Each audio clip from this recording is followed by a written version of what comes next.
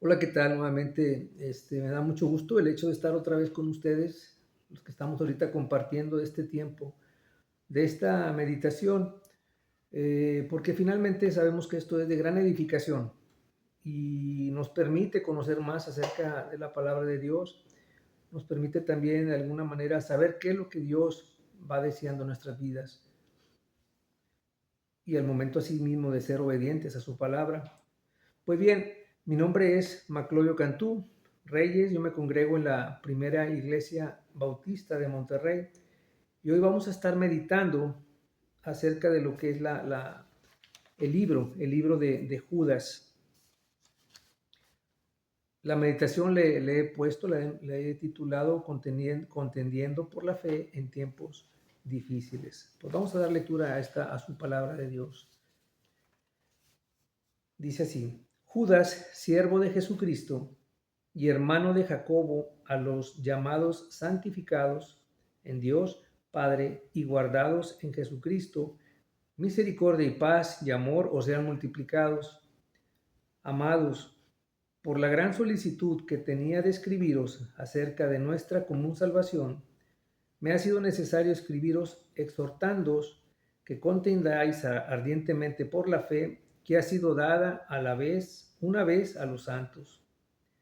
Porque algunos hombres han entrado encubiertamente, los que desde antes habían sido destinados para esta condenación, hombres impíos que convierten en libertinaje la gracia de nuestro Dios y niegan a Dios, el único soberano, y a nuestro Señor Jesucristo.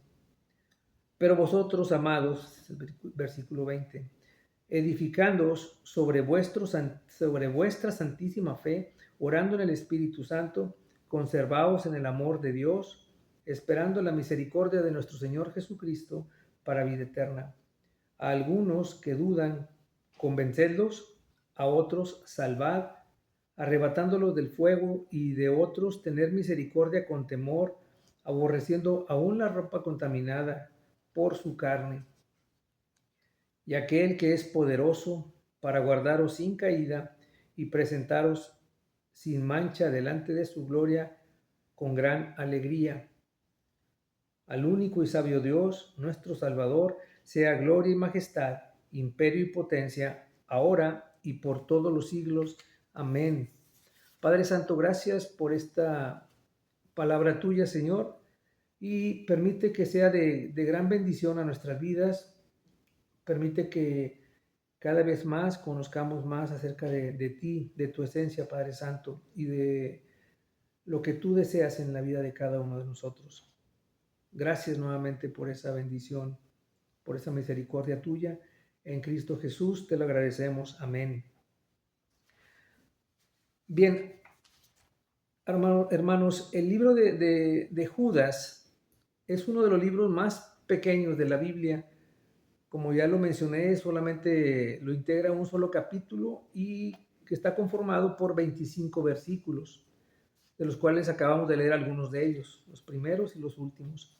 Sin embargo, su mensaje es así tan importante y tan actual que parece que hubiera sido escrito aún para nuestros tiempos, y de hecho lo es, porque la palabra de Dios es escrita para todo tiempo de la humanidad, hasta el fin de los días. Su mensaje principal es entonces permanecer fieles a la verdad, discernir el error y debemos de perseverar en el amor de Dios. Pues bien, Judas, el autor de esta carta, fíjense, él se presenta muy humilde, como al decir Judas, ahí en el versículo 1, Judas, siervo de Jesucristo y hermano de Jacobo. La Biblia nos muestra que este Judas era uno de los hermanos de Jesús en la carne, según la carne, y que también fue hermano de Jacobo. Sin embargo, lo interesante a reconocer de esto es que él no se presenta diciendo yo soy el hermano de Jesucristo, o sea, de Jesús. Por el contrario, se llama a sí mismo simplemente siervo de Jesucristo. Realmente esta es una gran lección de humildad que nos da actualmente a nosotros.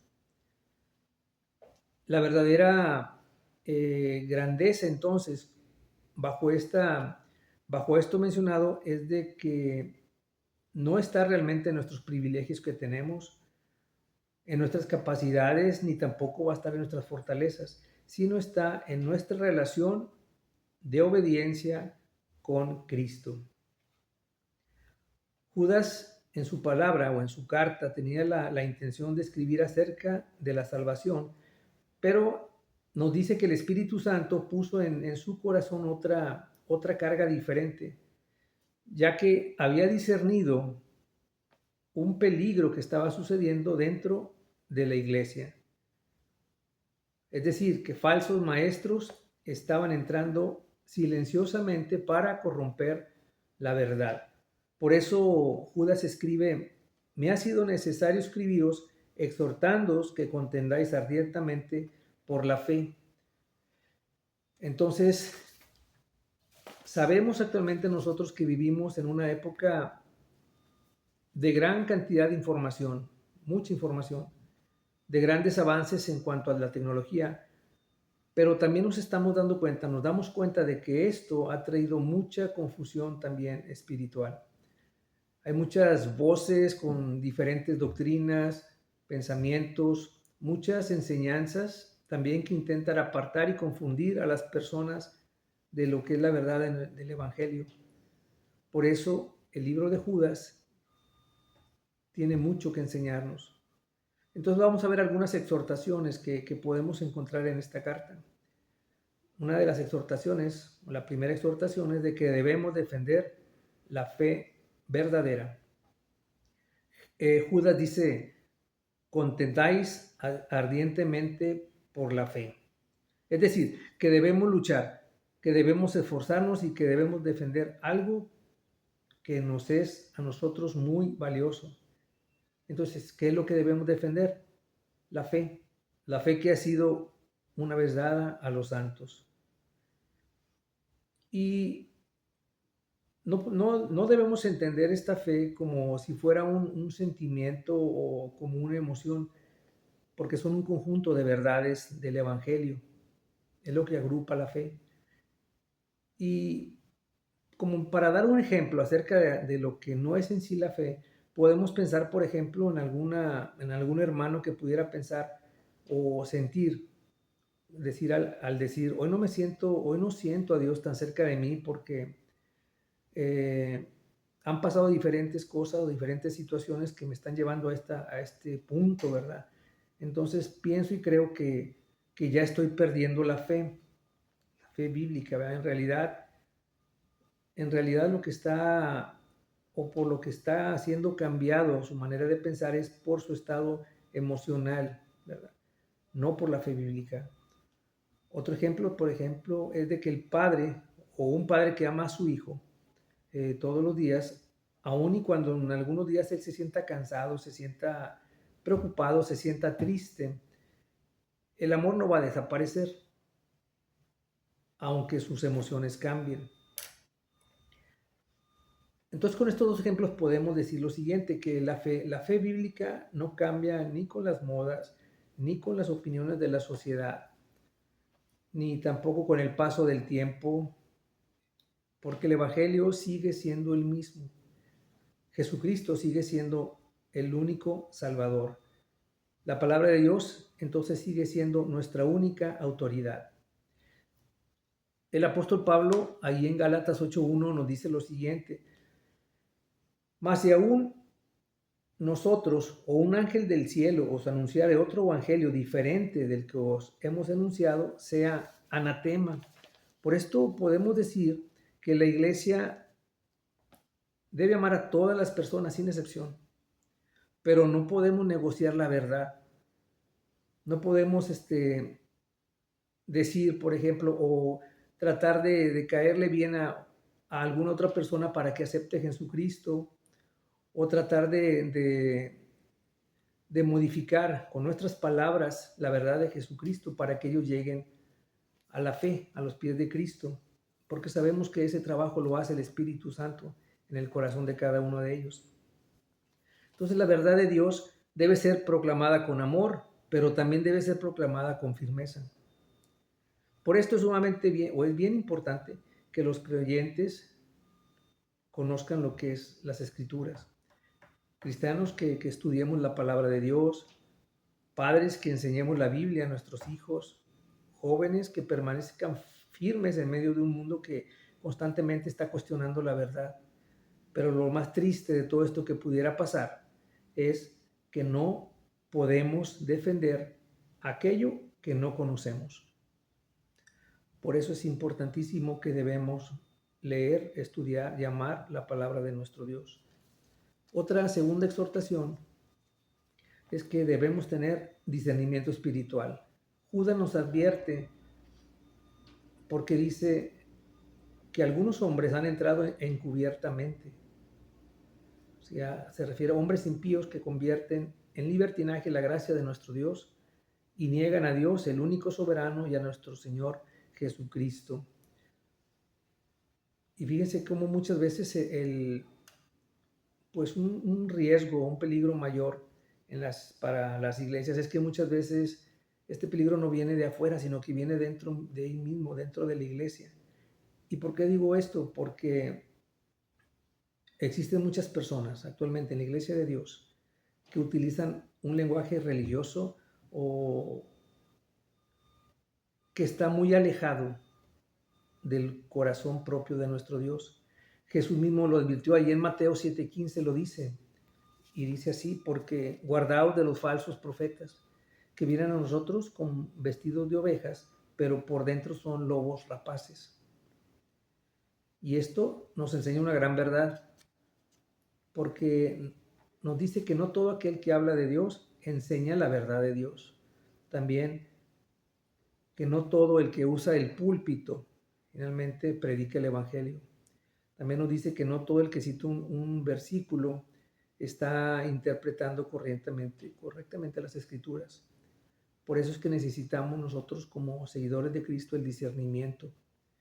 El discernimiento espiritual se desarrolla ¿cómo? Cuando conocemos la Biblia y caminamos cerca del Señor. Los creyentes de Berea fueron un caso ejemplo de esto, ¿no? Ahí en Hechos 17:11, que nos dice que escudriñando cada día las Escrituras para ver si estas cosas eran así, si eran verdaderas. Ellos no aceptaban cualquier enseñanza sin examinarla primero a la luz de la palabra de Dios. Entonces, Berea es un ejemplo de iglesia tan necesario para nuestros días actuales.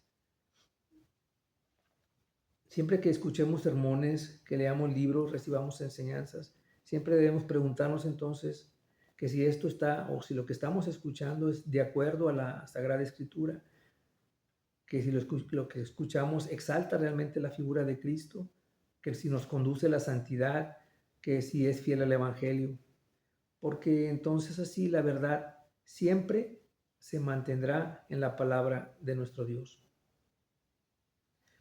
Bien, una exhortación más es que nuestra esperanza entonces está en el poder de nuestro Dios. El libro de Judas termina con una hermosa doxología que dice ahí en el versículo 24: y aquel que es poderoso para guardaros sin caída y presentaros sin mancha delante de su gloria con alegría, al único y sabio Dios, nuestro Salvador, sea gloria y majestad, imperio y potencia, ahora y por todos los siglos. Amén. Es una promesa muy grande, muy maravillosa. Podemos entender que nuestra seguridad entonces no va a descansar en nuestra propia fuerza, descansa en el poder de Dios. Sabemos que nos estaremos enfrentando con muchas luchas, tentaciones, habrá falsos maestros, momentos bien complicados, pero Dios es poderoso para guardarnos. El mismo Dios que nos salvó es el Dios que nos sostiene. El mismo Dios que nos llamó es el Dios que nos va a preservar.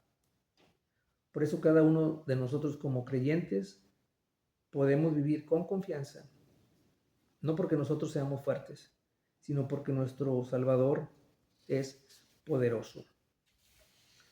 Termino entonces con las palabras de Judas cuando dice: y aquel que es poderoso para guardaros sin caída y presentaros sin mancha delante de su gloria con gran alegría al único y sabio Dios, nuestro Salvador.